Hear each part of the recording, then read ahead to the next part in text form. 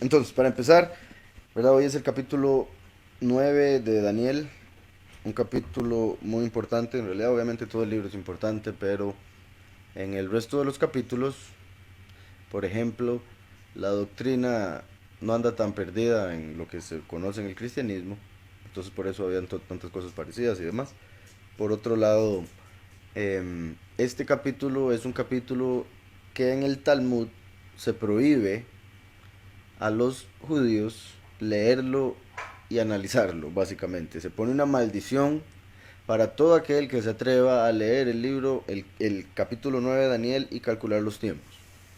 Entonces, no lo hacen, obviamente, porque ellos creen en esas palabras, en esos mandamientos de hombres y demás. Entonces, los judíos no lo leen. Si ya de por sí prefieren leer el Talmud que la Torah, con más razón si en el Talmud les dicen no lea este capítulo, entonces nunca leen la escritura y cuando la leen de fijo no leen este. Y si lo leen, no lo ponen, no lo piensan, no lo analizan. ¿Por qué? Porque este es el capítulo en el que Yahweh le reveló a Daniel la venida del Mesías, en el año exacto, y aún se podría decir el día. Entonces Yahweh le dijo a Daniel cuándo se manifestaría Yahushua HaMashiach. Le dijo exactamente cuándo sería, y hay quienes creemos que aún reveló no solo la primera, sino la segunda venida. Ahorita explicaré por qué. Pero en sí, lo más importante, la venida de Yahushua, y los judíos lo rechazaron, lo mataron, y después se dieron cuenta, algunos obviamente, que en el libro de Daniel estaba. Para algunos judíos la forma en que lo enseñan es que Daniel se equivocó, porque ya el tiempo pasó. O sea, ellos dicen, en definitiva, el tiempo ya pasó y él no se presentó. ¿Por qué? Porque no aceptan a aquel que se presentó. ¿Sí me explico? Entonces, gran parte de esto, la gran mayoría de este capítulo ya se cumplió con Yahushua el Mesías. Los judíos rechazaron a Yahushua, entonces rechazaron que esto se hubiese cumplido y prohibieron que se lea para que aquellos judíos que vinieron después no se convirtieran a Yahushua el Mesías. Porque si un judío honesto lee esto, se va a dar cuenta que Yahushua es el Mesías, con la misma escritura. Es por eso también que los judíos ni siquiera consideran a Daniel un profeta, cuando profetizó todo lo del Apocalipsis, básicamente, y algunas otras cosas. La venida del Mesías. Cosa que los otros profetas, obviamente los otros profetas hablaron de la venida del Mesías, pero ninguno con la exactitud que lo hizo Daniel. El año y todo. Entonces, los judíos ni siquiera consideran a Daniel un profeta. Por eso el libro de Daniel, entre la Tanaj, que es básicamente el Antiguo Testamento, aparece entre los escritos, no entre los libros de los profetas. Mientras que por otro lado, Yahushua se manifestó y dijo, por ejemplo, cuando vean la abominación desoladora de la cual habló el profeta Daniel, huyan a los montes. Entonces Yahushua mismo lo llama profeta. Obviamente para Yahweh es un profeta. Y eso mismo dice mucho de la doctrina judía. Solo eso. Verso 1 del capítulo 9. En el año primero de Darío, hijo de Ahasverosh, de la nación de los Medos, que vino a ser rey sobre el reino de los caldeos. En el año primero de su reinado, yo Daniel miré atentamente en los libros el número de los años de que habló Yahweh el Naví, de que habló Yahweh al Naví Yirmiyahu, que habían de cumplirse las desolaciones de Jerusalén en 70 años. Esto es importantísimo por un lado. Dice que Daniel, en el primer año de Darío, apenas empezó el imperio persa, Daniel se puso a leer la escritura, como todos nosotros. Se puso a leer el libro de Yirmiyahu, de Jeremías. Vio lo que decía ahí, que era 70 años lo que iba a durar el exilio en Babilonia. Y él hizo cuentas y dijo, como vamos a ver, ya toca la salida, ya viene la redención. Los 70 años que duraría Israel en Babilonia representan 70 semanas que se van a mencionar en este capítulo. Por eso el capítulo mismo empieza con... El capítulo mismo empieza diciendo o haciendo referencia a los 70 años que pasaron en Babilonia. Y después habla de 70 semanas hasta el fin de los tiempos.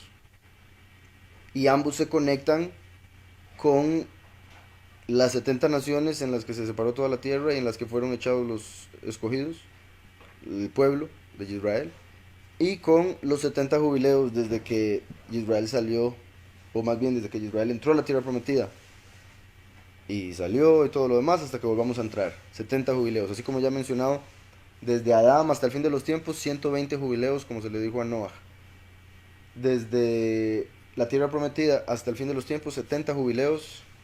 Y desde Yahushua hasta ahora, 40 jubileos. Entonces, en el año primero de Darío, hijo de Ahasverosh, de la nación de los Medos, que vino a ser rey sobre el reino de los Caldeos, en el año primero de su reinado, yo, Daniel, miré atentamente en los libros el número de los años de que habló Yahweh al profeta Yirmiyahu. Muy importante porque también, ¿verdad?, los cristianos lamentablemente caen en el error de malinterpretar el verso que dice nadie sabe el día ni la hora. En los ángeles, solo el Padre conoce el día y la hora. Pero una cosa es conocer el día y la hora y otra cosa es conocer el mes, la semana, el año. O sea, si uno quiere ser tan literal como son los cristianos en ese verso en particular, entonces uno puede decir, bueno, si no se puede saber el día y la hora, sí se puede saber el mes, sí se puede saber el año, y eso es suficiente, como en este caso dice, para ver cuál era el año en el que iba a suceder la redención. Entonces, eso por un lado. Por otro lado, ya hemos hablado que eso de que nadie sabe el día ni la hora se refiere a algunas otras cosas también que se daban en la cultura hebrea. Porque viene como ladrón en la noche, básicamente es el punto. Cuando un ladrón se presenta en algún lugar para robarse algo, él no avisa. Y ese es el punto, no sabrán el día ni la hora. Pero el mismo Yahushua dice que él se presenta como ladrón a los falsos, a los impíos, a los que no le están buscando de todo corazón.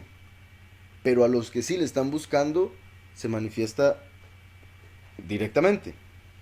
A lo que voy con eso es que Yahweh, cuando Yahushua dice que se presenta como ladrón en la noche, se refiere a todos los del mundo. Pero los que no son del mundo, los que son de Yahweh, van a oír la voz del buen pastor y seguirlo. Entonces viene como ladrón en la noche para los impíos y los falsos creyentes, y por eso es que no saben el día ni la hora. Pero si uno busca a Yahweh, Yahweh revela. ¿Por qué? Porque está escrito que Yahweh no hace nada sin primero revelárselo a sus siervos los profetas. Entonces, aunque nadie sepa el día ni la hora, va a llegar el momento donde lo va a revelar a sus profetas. Porque no hace nada sin primero revelárselo a sus profetas. ¿Sí me explico? Entonces va a llegar el momento y lo más seguro, a los dos testigos se les va a revelar para que lo puedan revelar al mundo. Pero quién sabe cómo lo van a hacer, porque de fijo todo el mundo los va a acusar de poner fechas y todas esas cosas. Sí, por eso digo, habrá que ver cómo lo van a hacer. ¿Cómo? Entonces, eh, está escrito, y vuelvo y repito, porque la escritura no se contradice, que Yahweh no hace nada sin primero revelárselo a sus siervos los profetas. Entonces, de ser así, aunque nadie sepa el día ni la hora, cuando ya vaya a ser el día y la hora, va a tener que revelar lo que va a hacer a sus siervos los profetas, porque él no va en contra de lo que él mismo dice. Espero se está entendiendo eso. Entonces, para los escogidos no viene como ladrón en la noche, viene como el Padre, viene como el buen pastor. Y dice, miré atentamente, muy importante, atentamente, ¿verdad? No por encimita como hace la mayoría de la gente cuando lee la escritura porque piensa que son solo historias bonitas o no tan bonitas de hace mucho tiempo. Y no entienden las enseñanzas, las revelaciones proféticas y demás que se encuentran en estos libros. Atentamente en el libro, el número de los años de los cuales habló Yahweh al profeta, al Naví Yirmiyahu, que habían de cumplirse las desolaciones de Jerusalén en 70 años. Las desolaciones, de una vez conectándolo con la abominación desoladora. Todo lo que ha venido en los capítulos anteriores. Por ende se muestra que aquí estos 70 años que profetizó Yirmiyahu también se pueden tomar como los 70 jubileos hasta el fin de los tiempos. Entonces las profecías de Yirmiyahu, como ya lo vimos cuando leímos Yirmiyahu, no eran solo para esos tiempos, sino también para los nuestros. Porque él acaba de conectar la abominación desoladora con las desolaciones que se dieron en esos 70 años. ¿Sí me explico? Y por otro lado lo podemos conectar con el hecho de que Israel el año pasado cumplió 70 años de haberse reconocida como Estado, como la tierra de Israel. Entonces, muy particular ese año 70. Por eso mucha gente, ¿verdad?, está esperando que todo empiece en cualquier momento. Bueno, no todo el mundo, ¿verdad?, pero los que están buscando de verdad. Porque recuerden que Yahushua le dijo a los fariseos y otro montón de gente, fariseos, cristianos, y como si estuvieran ahí, les dijo: hipócritas, ustedes pueden ver el cielo, las nubes y decir, ah, ya va a llover. Pueden ver el campo y decir, uy, ya viene la cosecha. Pero no reconocen las señales de los tiempos. Lo que son unos hipócritas. Porque si de verdad estuvieran pensando en lo que tienen que estar pensando, reconocerían el fin de los tiempos, igual que reconocen la cosecha de comida. Entonces reconocerían la cosecha de almas y reconocerían la lluvia tardía, al menos después de haber desechado la temprana. Entonces, aquí vemos que Daniel es un ejemplo perfecto. Como siempre he dicho, Daniel representa al testigo como Moshe como singular y a los 144.000 como, ¿verdad?, plural.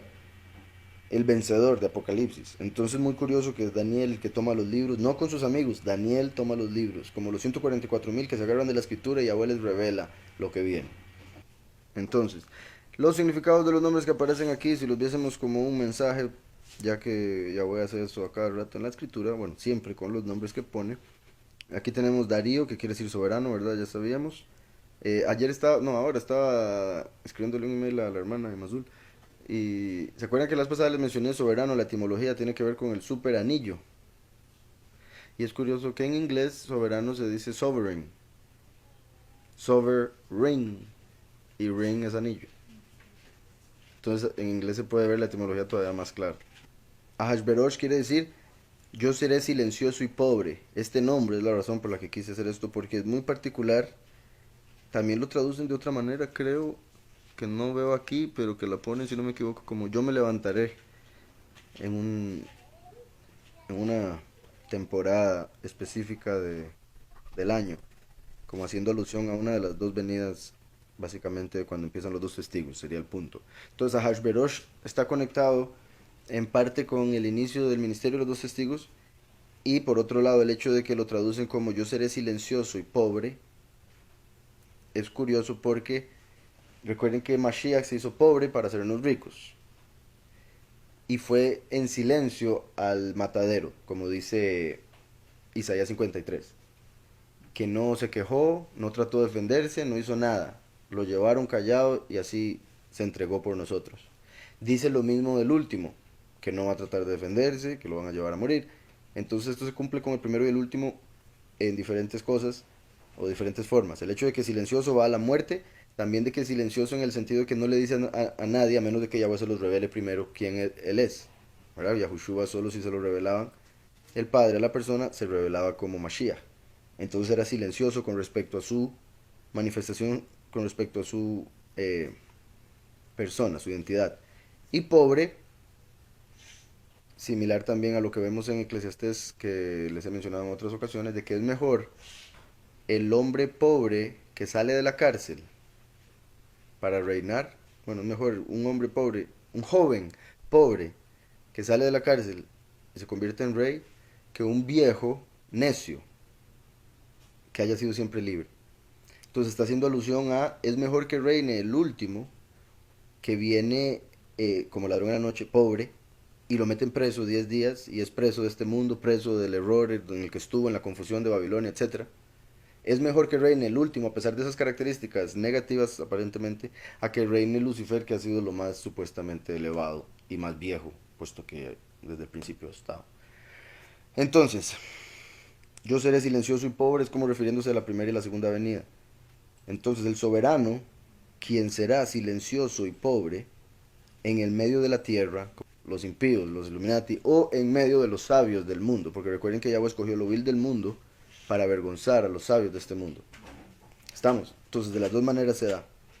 Después dice el nombre Daniel, entonces me devuelvo un poco. El soberano será silencioso y pobre en medio de los sabios y matones. El juez, o mi juez, es el poderoso, como defensa de esos matones y supuestamente sabios, a quien Yahweh ha escogido o a quien Yahweh ha elegido para enseñar paz. Y recuerdan que Jeremías, que es el que se está mencionando en esta parte de la escritura, de hecho, el nombre Jeremías está antes de Jerusalén, ¿verdad? Jeremías es el que enseña que cuando se presente un profeta que diga paz y esta paz se cumpla, es el profeta que Yahweh envió. Y vean cómo sale Jeremías, que quiere decir aquel a quien Yahweh eligió. Y después dice Jerusalén, que quiere decir el que enseña la paz, el que provee la paz. De hecho, estaba viendo Jerusalén, me envió un video, creo que fue la hermana Betty, creo que fue Betty, eh, en el que una persona, un rabino explicaba el nombre de Jerusalén brevemente y básicamente decía otra opinión con respecto a la procedencia del nombre. Y es muy curioso porque en hebreo Ber y Ira se escribe muy parecido. La forma en que se escribe se podría decir que se podría pronunciar igual. Y después está otro verbo que está conectado con, eh, con temor, que, perdón, con ver, está conectado con ver, que es el que se traduce como enseñar, y hará. Entonces, Ra, o bueno, es que también eso se parece mucho a el malo, ¿verdad? El Rasha o el Ra es un malvado. Ra es maldad, Rasha malvado. Pero por otro lado, Ra es ver, como en Reuben es vean al hijo. Ya es un comando, por eso se pronuncia un poco diferente. Entonces una cosa es Ra, otra es Irá y otra es Yará. Se parecen todas. Una es ver o proveer, como cuando es Yahweh iré, Yahweh verá, Yahweh proveerá. Y otra es, eh, si fuese Jerusalén de Yará, por eso es que lo traducen aquí como enseñanza de paz. Otros lo traducen como quien provee la paz. Por eso me oirán a mí diciendo ambas. Y la otra opinión, que fue la que escuché a través de ese video con ese rabino que enseñaba, muy curioso, que lo conectaba con la raíz del temor. Entonces decía Jerusalén como el temor que lleva a la completitud o a la paz, que sería Shalem, porque Shalem también se puede traducir como estar completo. Por eso la paz que sobrepasa todo entendimiento es cuando no está completo en todo aspecto. Y curiosamente, estar completo es ser perfecto. Ya lo hemos hablado, ¿verdad? Entonces, a través de Yahushua, a través de su espíritu, me vuelvo un poco más, a través de nuestro temor a Yahweh, recibimos la sabiduría para reconocer a Mashiach, quien nos da la paz que sobrepasa todo entendimiento para que podamos ser completos y por ende perfectos. Entonces, Jerusalén se puede conectar o se puede decir como el que provee la paz, o el que enseña paz, o el temor que lleva a la paz, o el temor que lleva a la plenitud. Lo curioso es que en lo que respecta a la interpretación negativa del nombre Jerusalén, y la digo por el hecho de que hay una Jerusalén terrenal y otra celestial, y Yahweh a través de Pablo habla de que la terrenal es esclava y la celestial es la libre, como Agar y Sara, ¿recuerdan? Es muy curioso que si vemos ese nombre de una manera negativa se puede decir la paz que viene a través del miedo, que es lo que Yahushua dice, la paz que el mundo da. Dice, yo no les doy la paz como el mundo la da, que vuestro corazón no tenga miedo. ¿Sí me explico? Y después menciona la paz, bueno, después aparece en la escritura la paz que sobrepasa todo entendimiento. Mi paz os dejo, mi paz os doy, yo no la doy como el mundo la da, que vuestro corazón no tenga miedo. Entonces eso me parece muy curioso porque es como si estuviera hablando de la Jerusalén falsa de este mundo, en la cual van a traer paz al mundo supuestamente, pero a través del miedo, de la guerra. Y por eso cuando digan paz y seguridad, destrucción repentina vendrá sobre ellos. ¿Está claro todo eso? Entonces muy curioso cómo aparece Yirmiyahu, una parte de la escritura donde habla de las 70 semanas, de los 70 jubileos, de los 70 años en Babilonia, que se puede ver los tiempos si leemos la escritura atentamente, etcétera, etcétera. Todas esas cosas muy importantes. No solo eso, a través de los nombres vemos una representación de la segunda venida, del último, porque es el que viene a traer la paz. Y recuerden que, y por eso lo voy a ahora traducir, o lo voy a volver a decir con la interpretación del temor, porque recuerden que el último representa el temor de Yahweh, por eso Él es el que manifiesta la sabiduría que dejó Yahushua, pero ahora con entendimiento. Recuerden que en Isaías vemos que sobre el último Yahweh va a posar el espíritu de temor. ¿Recuerden? Voy a leerlo un momento. Si quiero vamos a Isaías 11. El tronco de Yishai es básicamente la congregación. Se puede ver como la congregación, se puede ver como la tribu de Yahudá. ¿Por qué digo ambas? Porque en lo literal, la tribu de Yahudá. En lo espiritual, recuerden que dice Colosenses, lo vamos a leer creo que este jueves. Ajá, Romanos, Gálatas y Colosenses. Está escrito que en Yahushua no hay griego ni yahudí. Todos somos uno en él. No hay libre ni esclavo, no hay hombre ni mujer, etcétera, etcétera. Pero principalmente griego ni yahudí, porque todos somos uno, Yahushua. Y Yahushua vino de la tribu de Yahudá. Por ende, todos los que sean de la congregación son Yahudim. Por eso todos deben alabar a Yahweh, que es el significado de Yahudá. Entonces, dice, saldrá una vara del tronco de Yishai. Yahushua dijo ser la raíz de David. Por ende, Yahushua es la raíz de ese tronco. Por ende, la rama es la segunda venida. Claramente una rama es lo último del árbol. Primero hay una raíz. Y Yahushua dijo claramente ser la raíz. No debería haber ninguna confusión ahí si uno lee la escritura y le cree al Padre. Saldrá una vara del tronco de Yishai, un vástago retoñará de sus raíces. Ese vástago se menciona en Génesis 49 cuando se le habla a la tribu de Yahusef, lo cual es sorprendente porque aquí dice que es de David, de Yahudá. ¿Por qué se le dice esto proféticamente a Yosef? Porque acabo de decir que a través de Yahushua no hay griego ni yahudí, todos somos uno, Yahushua es un yahudí. Entonces se podría decir, no hay griego, ni yahudí, ni levita, ni de Dan, ni de Gad, ni de Ishacar, todos somos yahudim. ¿Sí me explico? Entonces el último viene genéticamente de la tribu de Yosef y acepta a Yahushua y por ende se convierte en la rama del tronco de Yishai a través de Yahushua, que es la raíz. ¿Sí está claro? Espero. Porque recuerden el olivo silvestre, el olivo original, Yahushua es ese olivo original al que todos debemos ser injertados. Porque aunque uno sea israelita, si no acepta a Yahushua, queda fuera. Entonces, saldrá una vara del tronco de Yishai, un vástago retoñará de sus raíces, y reposará sobre él el espíritu de Yahweh, Ruach de sabiduría y de entendimiento. Las dos primeras sefirot. Lo ponen como inteligencia en algunas traducciones. Como les he dicho, hay completa conexión entre ambos. Entonces, sabiduría e entendimiento. Lo que Yahweh le da al último. La sabiduría que trajo el primero y el entendimiento para los últimos. Espíritu de consejo y de poder. Espíritu de conocimiento y de temor de Yahweh. Por eso es que es Él el que va a manifestar la paz a la nueva Jerusalén. Porque es el temor que trae la plenitud de la paz, el shalom. Y le hará entender, vean, espíritu de conocimiento y de temor de Yahweh, y le hará entender diligente en el temor de Yahweh. Repite dos veces el temor de Yahweh. El último es clave en lo que respecta al temor a Yahweh. Y por eso es que se le da la sabiduría. Luisito. Entonces, dice, no juzgará según la vista de sus ojos, ni resolverá por lo que oigan sus oídos, sino que juzgará con justicia a los pobres y resolverá con equidad a favor de los mansos de la tierra. Juzgará con justicia a los pobres, y acabamos de ver que vendrá como silencioso y pobre.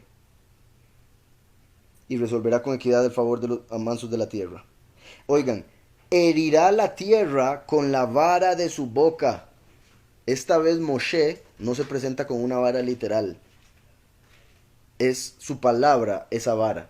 Por eso hiere a la tierra con la vara de su boca, no con la vara que estaba en su mano como la vez pasada en el Éxodo. ¿Sí me explico? Con la vara de su boca, es con sus palabras, con sus prédicas y con lo demás que vaya a hacer, que va a ejecutar la ira de Yahweh. ¿Se acuerdan lo que leímos la vez pasada de los judíos que dicen cómo se va a presentar el Mesías de hace 200 años, que escribieron un manuscrito escondido?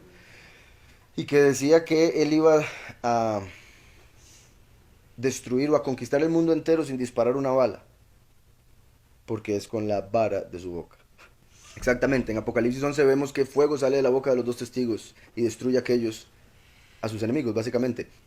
Aquí lo estamos viendo que lo pone como la vara de su boca, y también vemos que a él se le da la vara para regir a las naciones, ¿verdad? Con vara de hierro, recuerdan. Apocalipsis 2 y otro montón de partes de la escritura. Entonces aquí vemos que está hablando del último, no está hablando de Yahushua, porque Yahushua vino a salvar la tierra, el último viene a ejecutar castigo. Yahushua vino a traer misericordia y por eso dijo, perdónanos porque no saben lo que hacen. Esta segunda vez ya saben lo que hacen y por eso viene el castigo. Entonces, herirá la tierra con la vara de su boca y con el espíritu de sus labios matará al impío. Bendito Yahweh. Y será la justicia cinto de sus caderas y la fidelidad ceñirá su cintura. Por eso es el testigo fiel. Y voy a leer este verso que sigue solo porque curiosamente se conecta con algo que los judíos dicen. Los judíos no creen en el Mesías Yahushua por este verso que sigue, entre otras cosas. Morará el lobo con el cordero. Hay varias formas de ver esto, pero obviamente los judíos lo ven literal, como todo lo demás, completamente literal. Entonces ellos dicen, esto es cierto, va a llegar el momento donde ya todos los animales carnívoros y salvajes van a ser domesticados básicamente y vegetarianos, veganos. Entonces, solo van a comer cosas que la tierra da. Por eso ya no van a haber enemigos entre los animales, ya no se van a comer los unos a los otros, porque ahora va a haber paz en el mundo. Entonces eso es algo que se va a dar literal en la vida eterna. Básicamente en el milenio esperemos que ya esté en acción, pero como el milenio sigue siendo parte de esta realidad, vamos a ver el Padre cómo lo decide. Pero bueno, la cuestión es que se sabe que una vez que Mashiach se manifiesta, ya y termina todo lo que Yahweh profetizó, el cordero se va a llevar con el lobo, que era su enemigo. Entonces ellos dicen, ¿cómo va a ser Yahushua el Mesías si el lobo y el cordero todavía son enemigos? Y eso a mí me molesta porque es un razonamiento tan triste y básico para judíos que se las dan de muy sabios, y no digo se las dan queriendo ofender, porque en realidad ustedes saben que aquí hablamos de mucha sabiduría hebrea, yahudí, que tomo muchas veces de libros y cosas así, que ellos también han leído, pero que por alguna razón no conectan lo uno con lo otro para decir Yahushua es el Mesías. Entonces, de tantas cosas que pueden ver en la escritura para ver que Yahushua es el Mesías, se enfocan en que el cordero y el lobo todavía no están llevándose. Y es porque no entienden las dos venidas, el primero y el último. Sí entienden dos Mashiach, pero ellos los ven en un solo momento. Ellos esperan que venga Mashiach ben Yosef, lo matan, viene Mashiach ben David, lo resucita y establece el reino, y el cordero y el lobo se llevan.